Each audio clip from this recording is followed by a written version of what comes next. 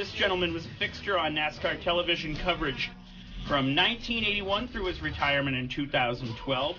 He began his television career as a pit reporter for ESPN in 1981 and appeared on CBS, TBS, TNN broadcasts before closing out his career with a 12-year stint as the lead pit announcer for NASCAR on Fox. He began his motorsports announcing career as a PA announcer at Original Speedway in Maine, and prior to that, he raced a variety of cars, including stock cars and modifieds locally. Squire Hall of Fame Award for NASCAR Media Excellence in the NASCAR Hall of Fame. Dr. Dick Berggren joins us here on the show. Dick, how are you? I'm great, thank you. I appreciate the opportunity to be with you tonight. It's a pleasure to have you here. And let's jump right into things. So, I like to ask this question and let you describe who you are in your own words. Who is Dick Berggren? I was looking in the mirror this morning as I shaved, and I was asking myself the same question. Who is this guy? I guess I'm a person who fell in love with automobile racing when I was 8 years old, and my dad took me to Stafford Speedway in Connecticut. And I just was so taken by the color, the drama, of course, the noise of the engines, the skill of the drivers. It was just great. And I'm just a guy that fell in love with something that he followed for his entire life. So I've heard this story before, and it makes me chuckle every time. But tell the listeners about your early racing career and how it may not have intertwined too well with your education. Oh, dear. Well, essentially what happened was I wanted to be a race car driver. That was my life's ambition. I wanted to drive race cars, and I wanted to be successful at that. And I couldn't imagine anybody putting me in a car, so I had to make a lot of money in order to be able to buy cars and motors and tires and all that stuff. So I kept going. I started with college and then went to graduate school from there, finally wound up with a PhD in psychology. And that was how I was going to do it. I was going to make my living and a lot of money to be able to race cars. And I wound up with a teaching job at Emmanuel College in Boston, Massachusetts. And at the time, I was racing a sprint car and one of those center steer big block modifieds. And somehow or another, with two cars and racing in two different states at the same time on a Sunday afternoon and a Saturday night, when I went out in the morning to get into my car, it wasn't there. All I had was a ramp truck with the sprint car on the back of it. That's the only way I was going to get to my job. So I drove that thing into the city of Boston, into Emmanuel College, an all-Catholic women's college, and I parked it in the faculty lot. Within 10 minutes, the public address system came on with somebody saying, "Dr. Berggren, report to the president's office right now. Berggren to the president's office." And I knew that wasn't going to be good. At any rate, she wanted me to take that thing out of the faculty parking lot, that thing being the sprint car. And when I explained to her that my entire life savings was tied up in that car and I wasn't about to leave it on the streets of the city of Boston, where, of course, it would have been stripped in 10 minutes, anyway, we came to an agreement, and I parked it behind the student cafeteria area. But I also knew at that moment that my professional career as a professional psychologist was over.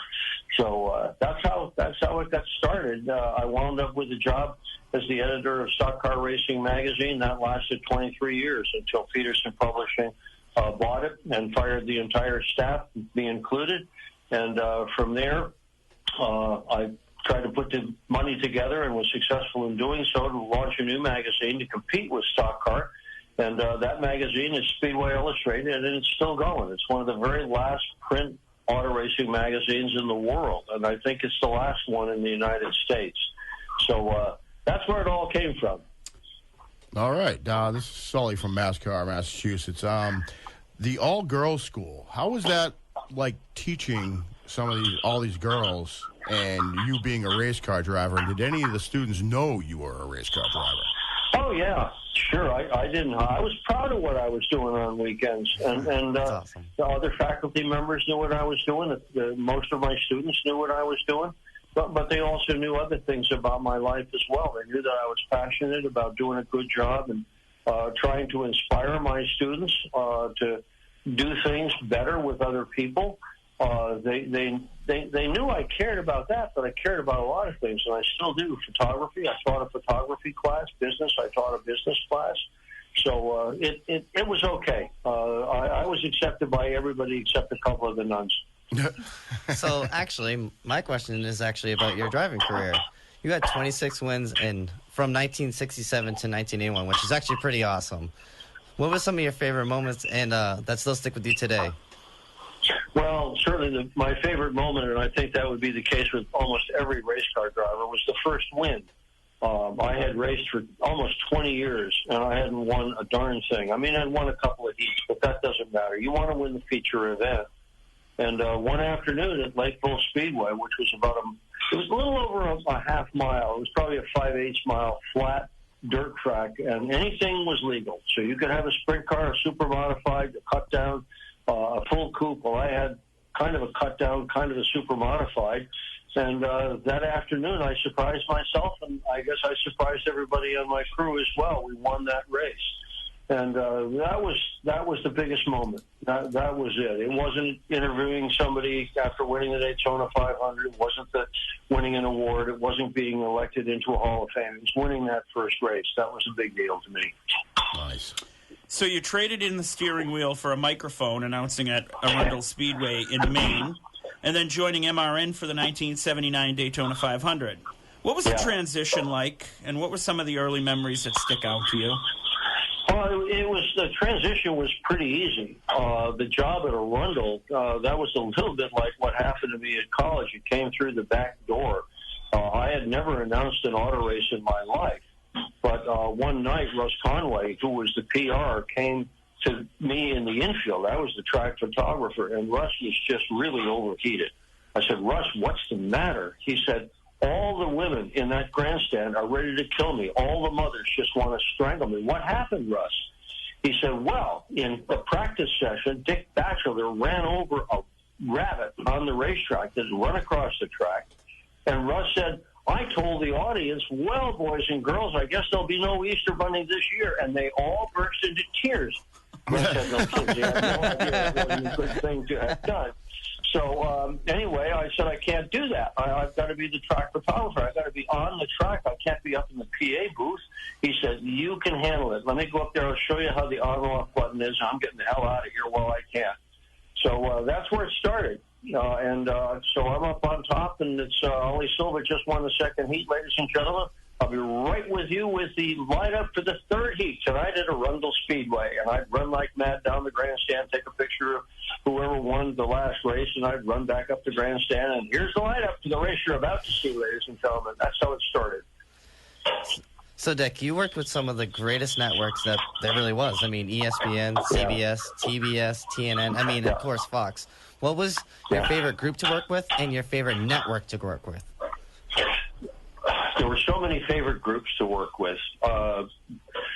People that don't do television can't grasp. They have no idea of how classy the people are that do television, how inspired they are, how good they are, how smart they are. But I think in my mind, CBS stands out above all the others. They just really hit the ball out of the ballpark. The folks that I worked with, the producers, the directors, the folks that were with me on pit road were just absolutely fabulous. And, of course, I'm an older guy. I mean, I'm 80 years old at this point, and I go back to the era where there was only 3 networks that covered anything. You had ABC, CBS, and NBC, and I certainly thought that correctly named CBS was the Tiffany Network. And I think they still are. They're a wonderful network, and the people I worked with there were truly stellar. That doesn't mean anything bad about the folks that I worked with at the other networks. Certainly working with Bob Jenkins and Larry Newber and ESPN and Mike Joy and Matt Yoakum and Steve Burns and Pam Miller at Fox. I worked with some wonderful people, and nice. That's a lot of what I thoroughly enjoyed about TV, working with the people I worked with. So just to jump back real quick to racing-wise, I spoke to a guy I deal with quite frequently at work, and his father was inducted into one of the local Hall of Fames by you. I spoke with Rick Cleary recently, his father Leo Cleary, and Rick told me to just see if you had a good Leo Cleary story to share with the listeners tonight. Well, I guess the Leo Cleary story that I will always remember was a race at Stafford Springs where the checkered flag fell, and it was unclear as to whether Leo or Bugsy Stevens had won the race. Stafford gave the race to Bugsy, and trying to talk to Leo, he was so mad. He was literally spitting mad. that just reflected the amount of intensity that he put into his driving. And Leo Cleary definitely was an intense driver. Nobody ever lived on the edge closer than Leo did. It wouldn't be the first time somebody was spitting mad at Stafford. Absolutely. After a race, yeah. So, of course, for guys like Chad and I, we remember you from your run on NASCAR on Fox from 2001 to 2012 as the lead pit reporter. What does it mean knowing to you that you were able to educate the younger viewers of motorsports for such a stretch run? And you did. Well, it was a stretch run that certainly went back to all the rest of it, too, the TNN, TBS, and all of them. The thing I liked the best, I think, besides the people that I worked with, and that includes the drivers and the crews and the mechanics, and then the car owners that I worked with. But the thing that I liked the best was the opportunity to tell the story behind the story of what's going on here. A driver's leading the race. Why is that driver leading the race? Because this morning the crew chief, the car chief, and he sat down and they decided that they wanted to change the entire setup. And in the garage they had shocks and springs all over the place. And they put it all together. And ladies and gentlemen, this is a setup that they never ran in their lives. And he is leading, and he's got a chance to win the race. That kind of story was the opportunity of a lifetime, to share with people the intensity that they can't see behind the scenes, or to be able to explain why what they are seeing on the track, why that's happening. Nice. After you left Fox, you took on a new project, something that I actually haven't been to yet, but I will, trust me. The New England Racing Museum in Loudon, New Hampshire. Tell us a little bit about how that came together. Well, it came together because a guy named Vic Urardi, who was one of the primary drivers of a car show that took place at New Hampshire Motor Speedway when it was New Hampshire International Speedway, and Bob Baer owned it. Vic Urardi came to me one day in the midst of all these wonderful old race cars running around the Speedway, and he said, "Dick, we're losing our history. When cars become uncompetitive and nobody will buy them, people cut them up and they're gone forever. When people die that have a lot of pictures of the old time and family doesn't know what to do with the pictures, what are you going to do with Grandpa's old pictures of all those race cars? Nobody wants those. Just throw them away. We need to have a place where we can put those old cars. We need to have a place where we can put those old pictures. And we need to have a place where people can tell the story of racing here in New England. Absolutely. There is so much history in auto racing in New England. Look, the very first ever purpose-built road course was built at Thompson, Connecticut, opened in 1952. Yes, the very first oval track in the United States was in Cranston, Rhode Island, 1896. We had a 1.25-mile track made entirely of lumber in Salem, New Hampshire, where in 1925 cars were traveling at 125 miles an hour on banks that measured 49 degrees here in New England. So New England has been a hotbed of automobile racing since before the last century began. And that's the story that we tell at the museum. And that's what I wanted to do.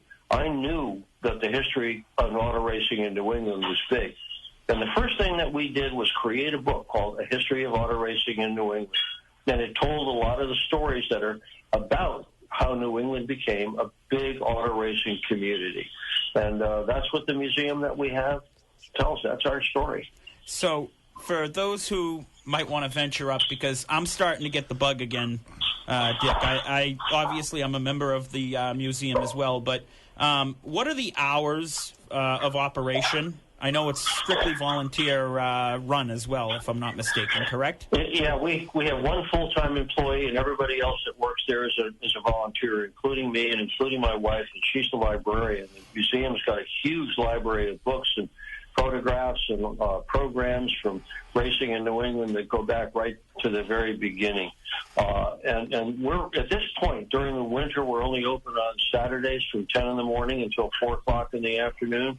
But come time, late spring and early summer, we begin to open on Sundays as well. We have special events over the course of the year. We have car shows.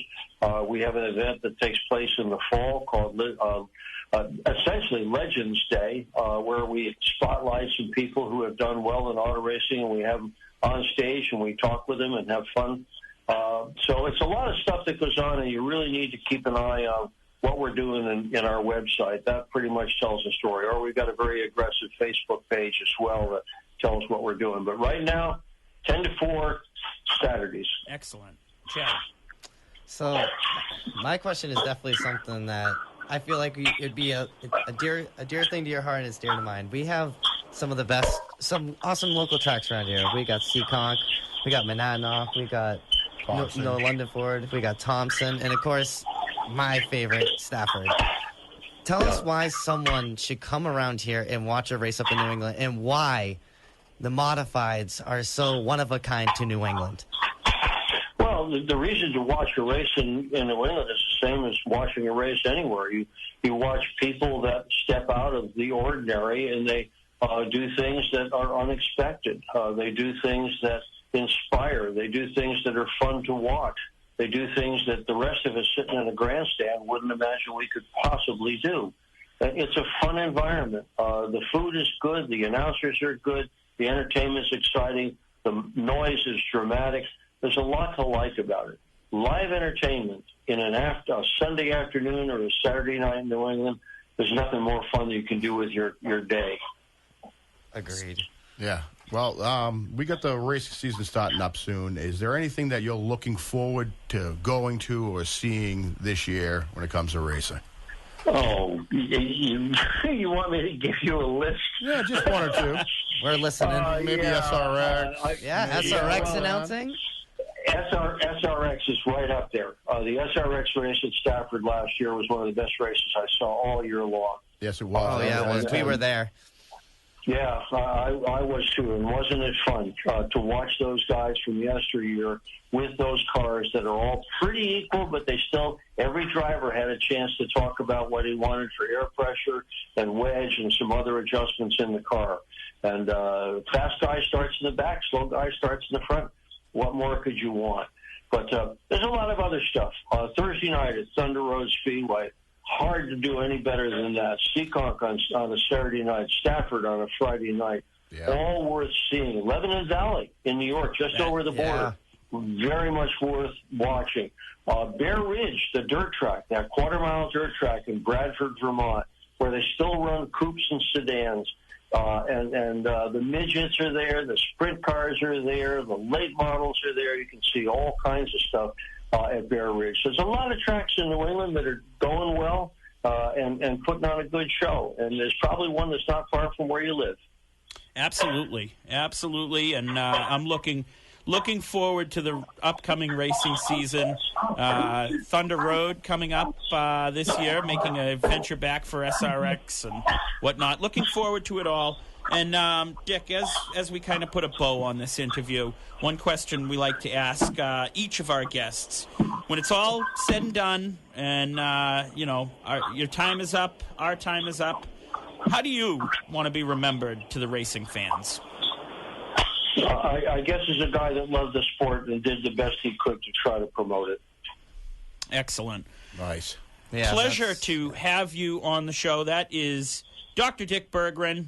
Make sure you check out the museum. Make sure you pick up a Speedway Illustrated as the In the Turn interview this week. Dick, an absolute pleasure to have you on the show. We appreciate it, and hope to talk to you at the racetrack very soon.